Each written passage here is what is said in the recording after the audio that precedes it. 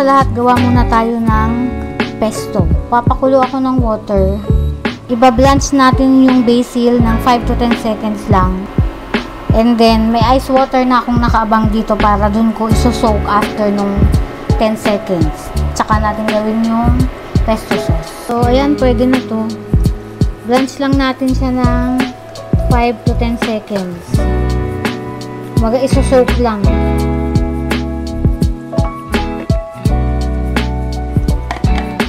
So, ayan, lalagay ko na yung basil. Inano ko to ng tissue para mas madry siya ng konti. Pero dinaan ko pa rin siya sa spinner. So, lalagay tayo ng 1/2 cup extra virgin olive oil or 1 cup. Depende sa dami ng basil nyo yan, ha. Then, lagay tayo ng garlic, salt, and 1/2 teaspoon ng lemon. Ito para lang fresh siya at hindi siya basta-basta mapapanis or mag-mold. And then, syempre, wag natin kakalimutan yung importante, yung pine nuts and black pepper.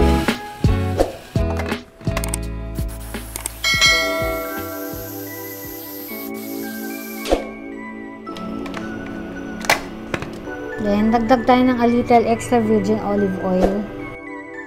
Later, kung hindi ko ito mauubos, ilalagay ko ito sa bottle and then pwedeng maggamit sa fish, sa chicken. Ginagamit ko rin kasi ito sa sandwich. So, yan guys, okay na to. Tayo na lang natin yung noodles and then gawa na tayo ng pasta. Magluto na tayo. So, lagay tayo ng oil, salt, then yung penne pasta. Pwede naman itong fusilli. Kung anong meron kayo, hindi naman bawal yun. Kung ano na lang available, pwede naman. So, pero ako this time, since ito rin lang yung meron ako, may fusilli ako, pero naisip ko gagawin kong soup yun. So, itong penne na lang yung gagamitin natin. So, lutuin siya according to package instructions, pero ito lutuin ko siya about 8 minutes lang. So, lagay tayong olive oil. Then, lutuin natin yung chicken.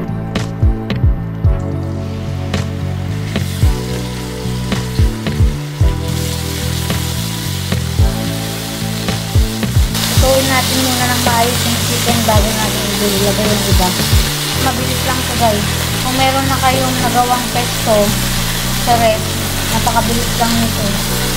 Or pwede naman kayong bumili ng buttered na basil pesto. Kaya lang kasi madali lang naman gumawa.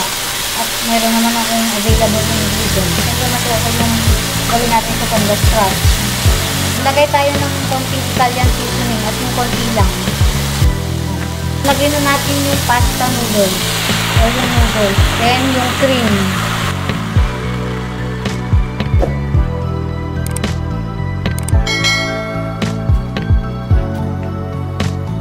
Mahina lang yung apoy ko guys or mababa lang yung heat niya. Pag nilagyan kasi natin ito, yung iba hindi naglalagay, pwede namang wala eh. Pero gusto ko kasi medyo may richness ng konti, tsaka maging velvety yung sauce niya. And then syempre maglalagay tayo ulit ng parmesan, kasi hindi ko nilagyan ng parmesan yung pesto dahil nga para hindi mabilis mapanis. So lalagyan natin later ng pesto kasi meron siyang nabibigay na deep umami flavor sa creamy sauce nito. And then, lagay na natin yung sun-dried tomatoes.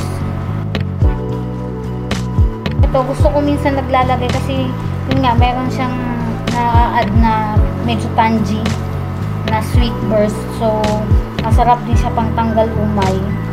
Pambalanse dun sa richness nung pesto sauce natin. At saka yung chicken. Kung wala naman kayong dried tomatoes, pwede naman yung cherry tomatoes, i-cut nyo lang into half.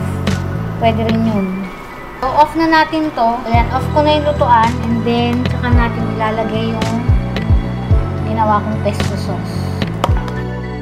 What country are you from? I will be happy if you write in the comments if you made it here. Leave a blue heart emoji in the comments so I know. For a little kick, lagay ako ng red pepper flakes. Konti lang.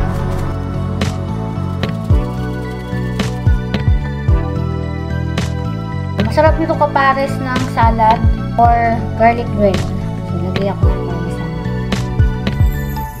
Kunti lang muna kasi later. Lalagay pa ako pag punitin na natin ito. Gawin ko na yung garlic bread. Maglagay lang ako ng butter. Then, parsley. Actually, kahit ang bread naman kung ano yung available nyo, wala naman problema. Ako, ito yung meron ako.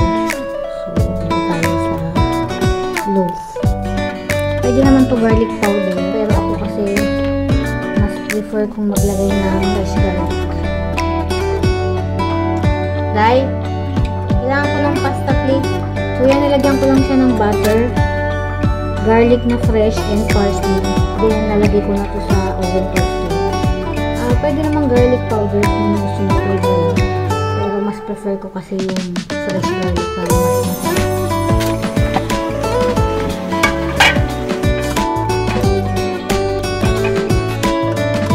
I'd love to hear what you think about the dish. So please feel free to leave a comment and a rating if you have tried it. New recipes are added every week, so let's connect.